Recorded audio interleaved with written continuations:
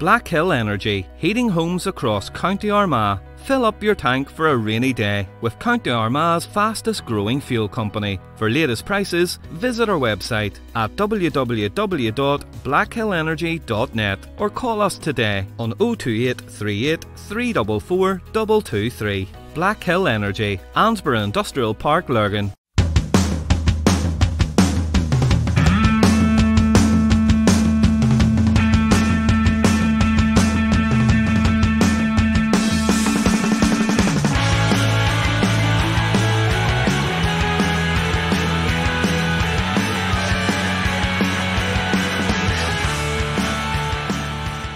Welcome once again to The Eye on the Ball. This is your host Elaine Ingram. For this week's episode, I spoke to City of Armagh rugby head coach Chris Parker ahead of the club's first fixture in the new competition, the Energia Community Series, where they had a great win against Rainy Old Boys on Saturday. Chris is also a teacher at the Royal School, and he managed the school's team to the Danske Bank final against Wallace High School, which incidentally is his old school, which would have been a bit tricky for him. But unfortunately, the final didn't take place. But a trophy was awarded to both teams at Kingsbank Stadium a few weeks ago. And Chris speaks to me about that. We had a great chat about the club and his new role as assistant coach to head coach, switching roles with Willie Falloon. It was also the last weekend of championship club action in the GAA, with Forkhilll beating Balleaks in the Junior Cup replay on Friday night, which was another thriller.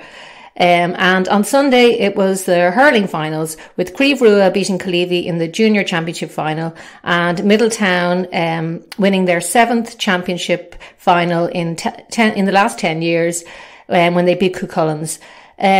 We got some reaction from some of the players, but up first is the City of Armagh rugby head coach Chris Parker. So Chris, it's nice to meet you.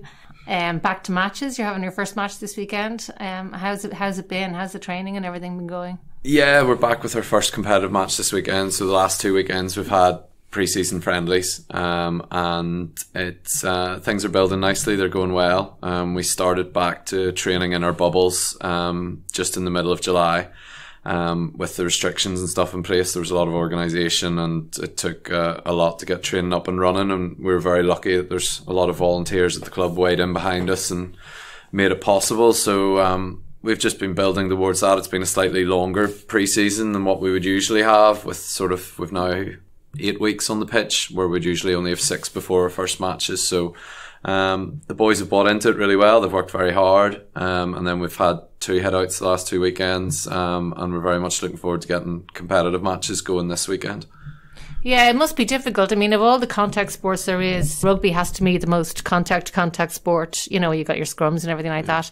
So how hard has it been to try and maintain? I know you obviously can't, obviously social distance or anything like that, but and I know you're in your bubbles, but when it gets back to matches, what way is this going to work? Well, it's been okay in that we would do for pre-season a lot of skills training, where there'd be a lot of catch pass and that sort of thing, where the boys would be fair enough apart anyway, and the matches there's been a wee bit of adjustment, having to make sure that everyone has an individual water bottle and that there's no swapping of bibs and shirts and things that maybe would have gone on in the past. So it's just had to be a wee bit more vigilant, I guess, and be aware of those things. And I think once we educated the boys pretty early at the start of pre-season about this is how things have to happen, they've been brilliant ever since. From a coaching perspective and a planning perspective, the IRFU were excellent in educating us as to the steps to follow and how we should go about planning our sessions and building up to the contact phase.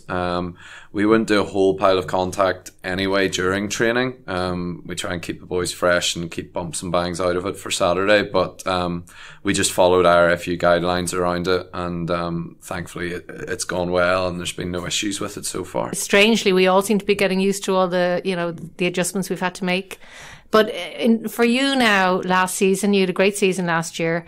You did the treble in the championship.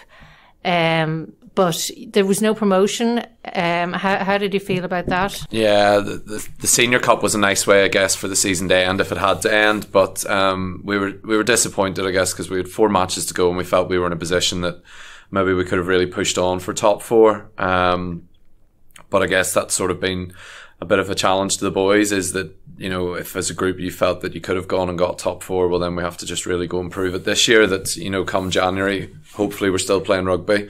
And we can really have a go at that AIL, but the Energy of Community series now, starting on Saturday, gives us local derbies against home and away against Ulster clubs, and I think everyone's very excited about the prospect of it. It's something a bit different, and the local derbies bring out the best in everyone. So yeah, you've Rainy this weekend. Yeah, we've Rainy Old Boys this weekend, and we played them once last year in the Senior Cup semi-final. And it was quite a close match, and they had a very good season last year. They won the Senior League for the first time in their history, and they were pushing for promotion from the league below us, so it'll be difficult. You know, you've got some really good players there. You had you had 4 nominations for the Club Player of the Year, and your one of your players was Craobh O'Brien, who won the Player of the Year, and you had 2 from the underage as well. Look, we're very lucky here that we have such a good youth setup, and you know, we had 5 guys out of the Senior Cup winning team had played the whole way through minis and youth together, and that core element about the club is very, very important, and it's something that a lot of people around the club take a lot of pride in, and rightly so. We were very pleased for Nigel Simpson and Shay to get nominated for Club Player of the Year. I think it was deserved nominations for the seasons they put in. And then the Sam and John Glasgow for the Youth Player of the Year award were both deserving nominees as well. They're boys who we have a very bright future for in the club, and think that they will certainly add to us once they move up into senior rugby. In terms of yourself now, you just came on board as head coach in July. So how has it been for you? I mean, I know you've been in the setup for a while, you know, for quite a few years now. You've been in the setup. You were the backs and the forwards coach and stuff like that. So how's it been? It's been a bit of a change, and not a whole pile's changed as well at the same time. When Willie suggested we maybe swap roles, I was open to the idea and thought, yeah, okay, we'll give it a go. And was quite excited about it, and it was a bit of a challenge. And then I realised, jeepers, I'm on my phone far more than ever should have been, and it's not that I'm on social media or anything. I suddenly realised the amount of other stuff that a head coach has to deal with, and when you're maybe that assistant coach, you just sort of have your section of training you have to worry about, and you rock up to training and you know what you have to do and you deliver it. And I didn't realise how much other stuff he had to deal with when he was head coach, from an off-field perspective. So I guess that was a bit of an eye-opener to me pretty quickly, but not a whole pile's changed. The two of us never really, because we coached together in the Royal School as well, we never really saw ourselves as head coach and assistant coach. We bounce ideas off each other all the time, and there never was one overruling the other, really. It was always discussions, and it's still the same that way. We're still talking about things and working together on it, and the boys make life easy anyway. They're such a coachable group that, you know, feet are under the table now and just looking forward to getting some matches and seeing where we can go. Yeah, you were talking about the Royal School up there. Now you coach up there as well. So yeah, I mean, you're a teacher. You're busy anyway. So I mean, I'm sure you have an awful lot on your plate. But it's a big rugby school too, and the boys were doing really well in the cup and in the dance cup, and then the final didn't happen. Yeah. So yeah, how was that? That must have been hard for them. Yeah, they had to share the first prize. Yeah, they had to share the trophy, and I think the cup was brought to school the other week before they all headed off to university. So they got. And it was against one of your old school, I believe. It was my old school, yes. So and then the coach of Wallace, I coached with at Ballynahinch, and he coached Willie when Willie was a player at Ballynahinch. So there was a lot of I noticed that. There was an awful lot of you know, so yeah, maybe it was the best thing for me to share it, I suppose. But yeah, that would have been tricky for you. Yeah, there would have been sort of mixed emotions a bit, I guess, as an old boy, and with Wallace having never won it. But No, I was gutted for the boys. You know, that they had prepped really well, and we were so close to actually playing the match, and then for it to be taken away was really disappointing for them. But I think the enormity of what we all faced became clear pretty quickly, and I think whilst the disappointment was there, the reality was also there that, you know, there's something more important here than the game of rugby. Yeah, I mean, obviously health and everything like that is the most important thing. But in the GAA, the football schools, I think they are playing it. It was just a different body, a different decision. Is that just?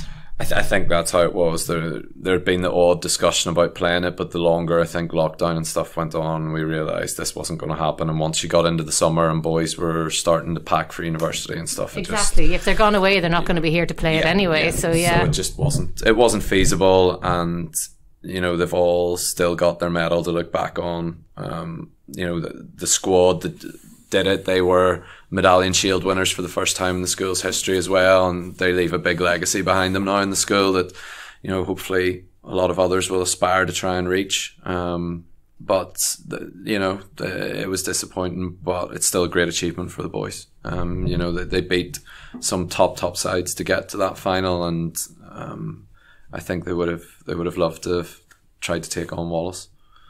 Yeah, in terms of what you bring to the school then from your own rugby perspective, did Tommy Bowe go to that school as well? Yeah, so it is a real big rugby school. I mean, how long have you been working there, and have you brought into the system? It's my 10th year now in the school as a teacher, and I've just stepped back this year from the seniors in school because I'm obviously taking head coach at the club, and I'm working with under 14s, which is a big change for me from being 5 years with the senior team.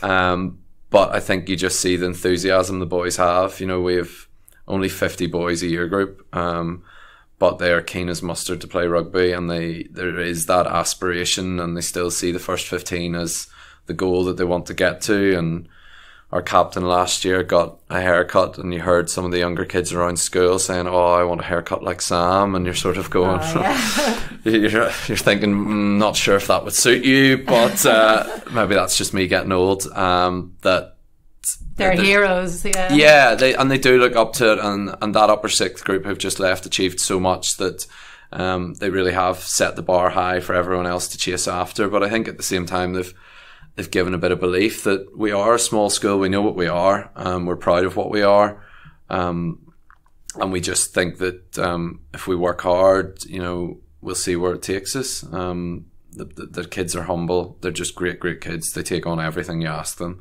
and just their excitement and energy towards rugby is brilliant, and the support we get from staff and the board of governors and everything is just fantastic. You know, we've 750 kids in the school, and there's 650 went down on buses to the semi-final, and that's great for the kids, but then the staff also have to sit in the buses and give up their time, and you know, we're just hugely lucky in the school that there's so much support for it, and we've just been lucky over the last few years. We've been very successful as well.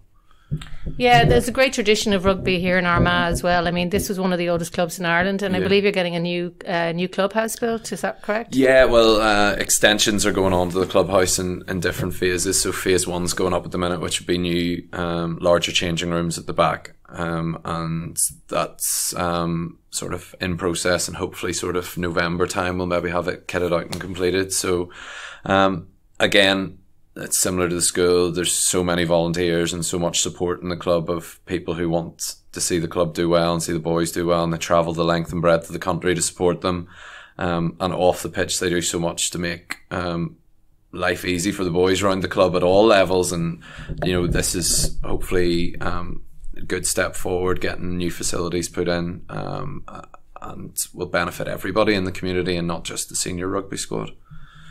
Yeah, as a community then, I mean, do you think, like, rugby, I suppose you could say that rugby's always been, you know, not one of the most popular sports in the country, but it's really come on. Rugby's become so much more popular in recent years, definitely, with the Irish squad and with everything. And last year, the GAA, there was a good game of two halves in Lurgan between there was Stephen Campbell, the skipper of the Armagh team, and the Armagh team and the Ulster team, yeah, and it was Jacob Scottsdale, wasn't it? Yeah, and that type of thing, is that really good for getting the communities together? And I know, like, a lot of GAA pitches and rugby pitches, they share grounds and stuff like that. So is it getting more people involved? Is that we are very lucky that there's a lot of our players who play both sports, and the crossover skills from a coach's perspective are brilliant for it, because it brings so much with the way GAA is 360 and you have to have vision to see all over the pitch. It benefits us massively. And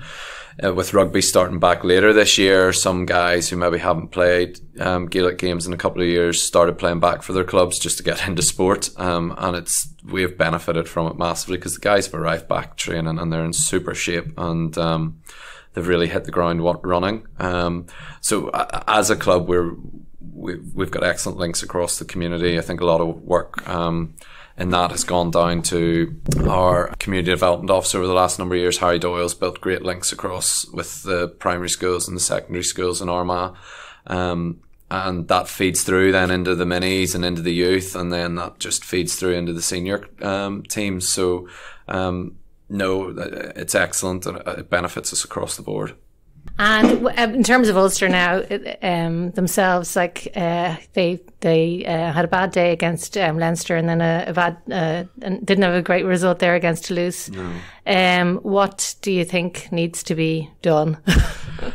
I don't think that's for me to decide. There's plenty of good coaches in there who'll be able to work that out for themselves without my advice. But I think they've a very young, promising team coming forward. There's a lot of good talent coming there that I'm sure will be harnessed the right way, and will, maybe this is just the stepping stone you need. You have to fail a few times before you can finally get over the line, and we're lucky in a way that we sort of see those young Ulster players week in, week out playing for other clubs against us, and you get to see how good they are. And I think there's a lot of talent there to come through, and I've no doubt that they'll be well looked after, and there's a lot of potential to come for Ulster in the future. Yeah, do you think it's a case of they're sort of building at the moment, or is it just, they're a young side? I just think they're a very young side, and I think there's some even younger, potentially in the future, more talented players to come through, and I think it'll just take a bit of time. But each year over the last 2 years, they've made great progress. A couple of years ago, they were struggling to even get into the European Cup, and now, there's a lot of disappointment that they didn't win the Pro 14 league final, and then that they came up short in a Heineken Cup quarter-final. So, they've made great strides in 2 years, and I'm sure that this season will be no different as they begin it next week. Yeah, they're playing Leinster again next week. Yeah, is it the A? The A's are playing tomorrow night, and then the seniors, I think, start their Pro 14 campaign next week. So yeah, all go. And you don't start your league until after Christmas. It's a shortened league. How do you feel about that? I think when you've seen the way things have worked over the past number of weeks, it would have been madness to suddenly start the All-Ireland League at this stage of the season and have clubs from all over the country travelling all over the country. As I said earlier, I think the Energia Community Series of playing within your province will add a wee bit of spice, especially with it being home and away.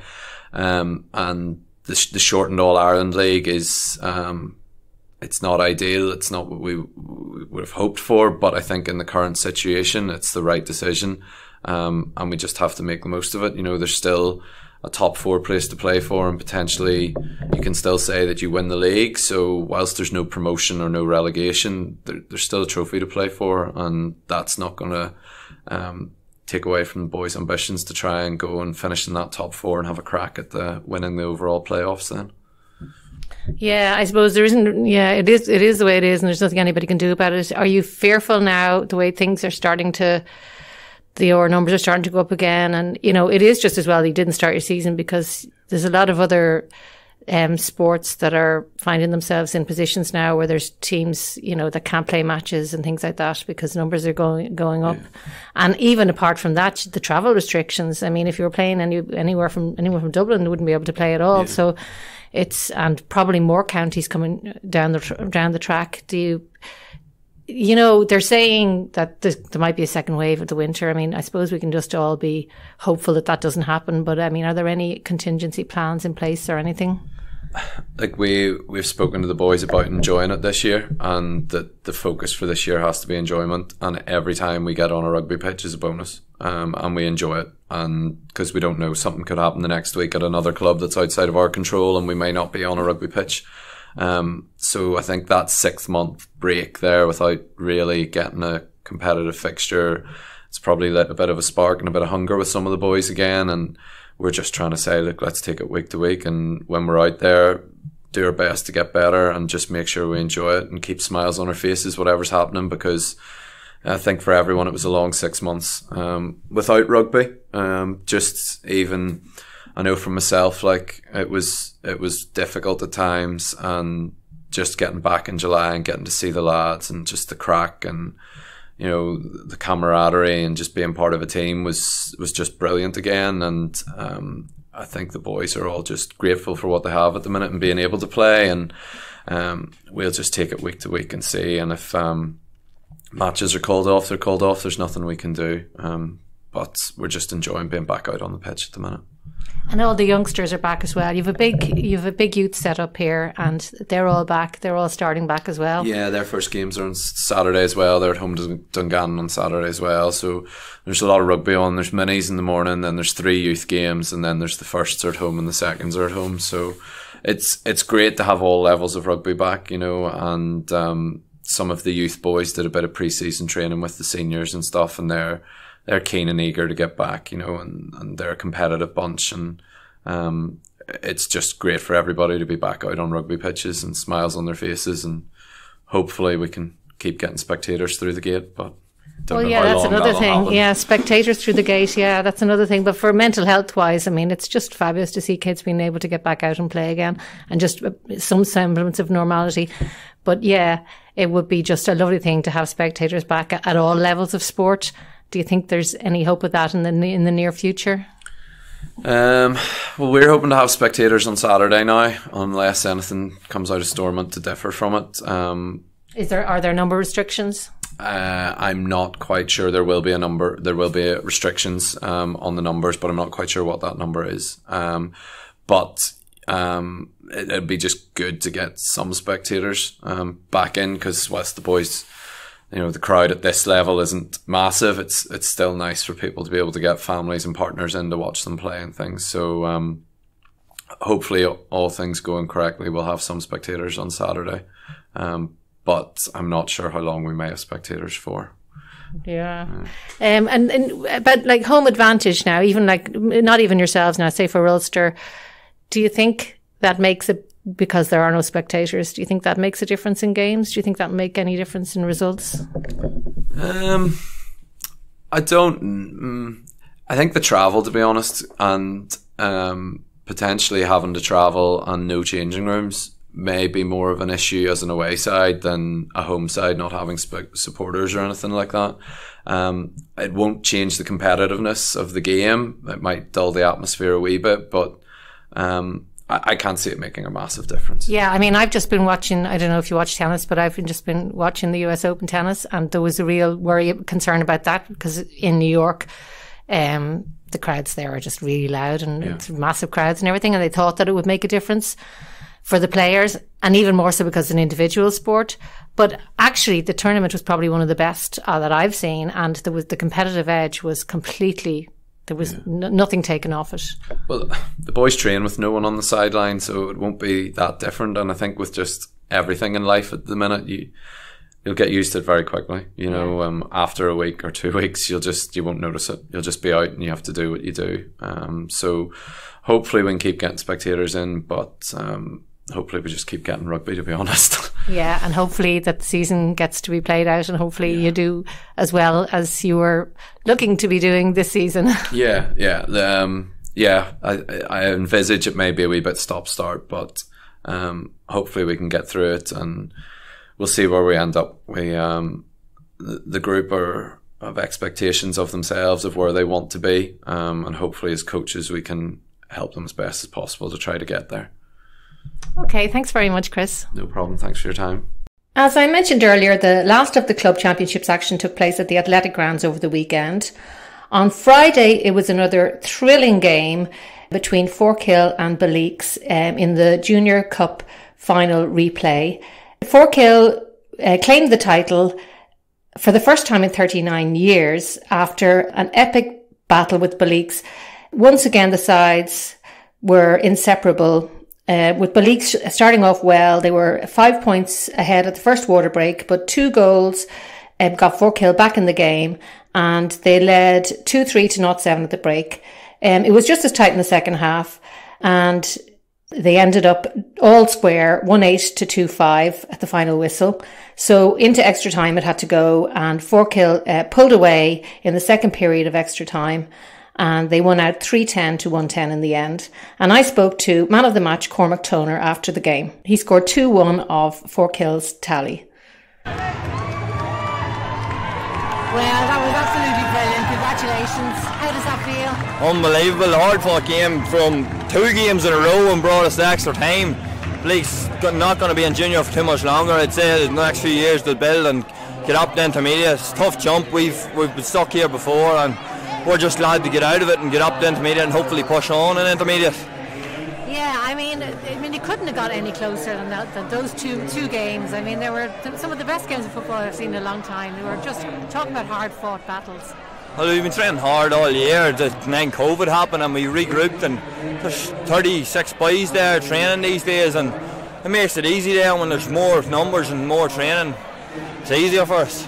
And what about yourself now? You were man of the match today. You had a brilliant performance. No, everyone played well. It wasn't just me. I got the ball. The boys give it to me. I couldn't get the ball without them. Everyone played well. It wasn't just me. Well, you got a goal though. Yeah, good too. Tell us about that. I just got one-on-one with the keeper, and he showed me one way, and it went the other way. It's just luck of the draw. Got lucky with another one. Yeah. Well, I don't know. Well, one of them was lucky. I don't know about the other one. Yeah. So hopefully we'll go celebrate now. Yeah, so 39 years, yeah? 39 years. My father was on the last junior team that won. And I said to him there 2 weeks ago, hopefully I'm showing you a junior medal, and now I'll be able to show him his junior medal. Well done. Thank you. Thanks. On Sunday it was a double-header of hurling. The first game was the Junior Championship final featuring Craobh Rua and Craobh. Craobh Rua led from the start of the match, with goals being the difference in the first half. They led 2-5 to 0-5 at the break, and they pushed on in the second half, winning 3-13 to 1-8 in the end. I spoke to the man of the match, Tiernan O'Hare, who scored 2-8 on the day after the game. Congratulations. How does that feel? Brilliant, absolutely fantastic, so it does. I mean, you were man of the match out there today, and you certainly deserved it. Not only for all those frees you took, but just your play in general. You came out of the box flying. Yeah, not just you, I mean the whole team. Yeah, I started really well, and thought there was probably 5 man of the match in the picture. Everybody played their part, and so I got the easy job to start over the frees. Were you a bit surprised? I mean, I know you started off very well, but kind of expecting more from them. They seemed a bit shell-shocked the way you came at them, and when you got that first goal and everything, you know, they were like you were ahead the whole way through, really. Yeah, no, we weren't really surprised at all, to be honest, because we'd put in so much work throughout the whole year, training 3 times a week, some days 4. We just put in massive work this year, and it's all down to one man, Paul Cunningham. He's the manager. And when's the last time you guys have won this?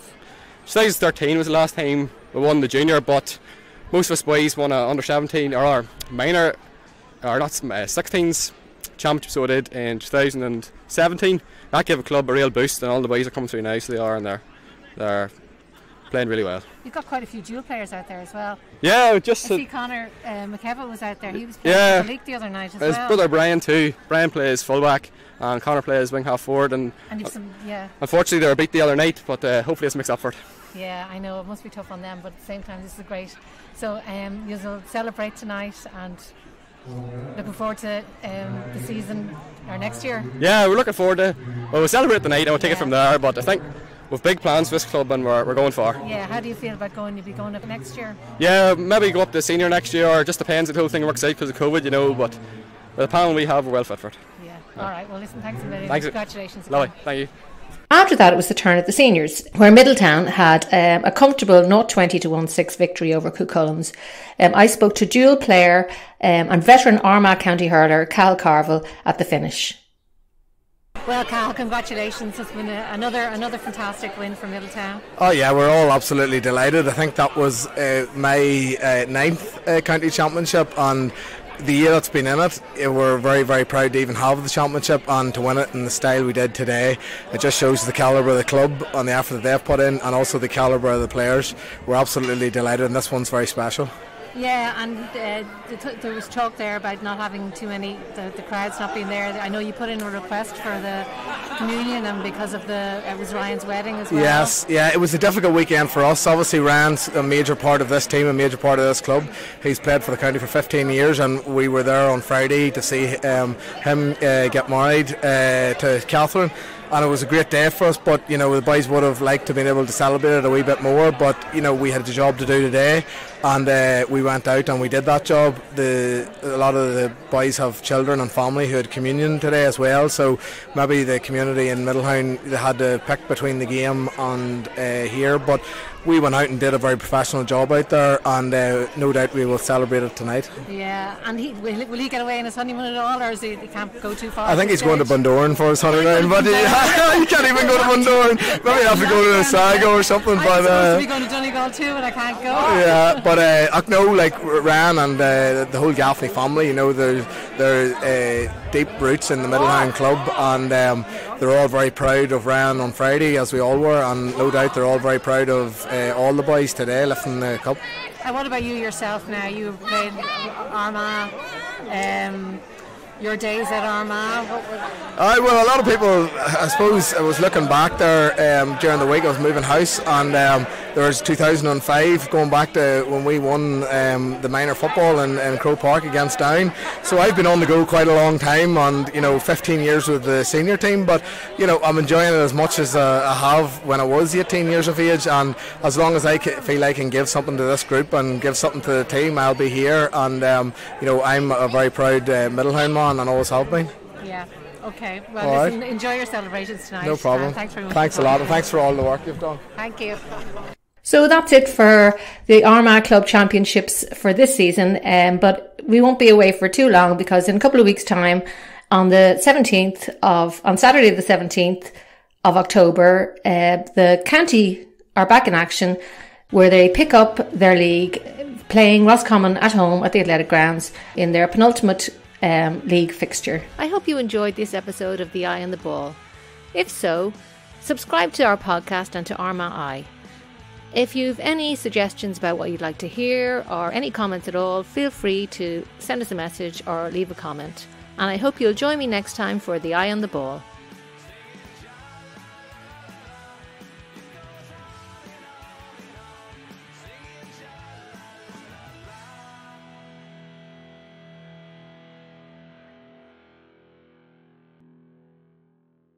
Forkhilll Energy, heating homes across County Armagh. Fill up your tank for a rainy day with County Armagh's fastest growing fuel company. For latest prices, visit our website at www.blackhillenergy.net or call us today on 028 38 344 223. Forkhilll Energy, Ansborough Industrial Park, Lurgan.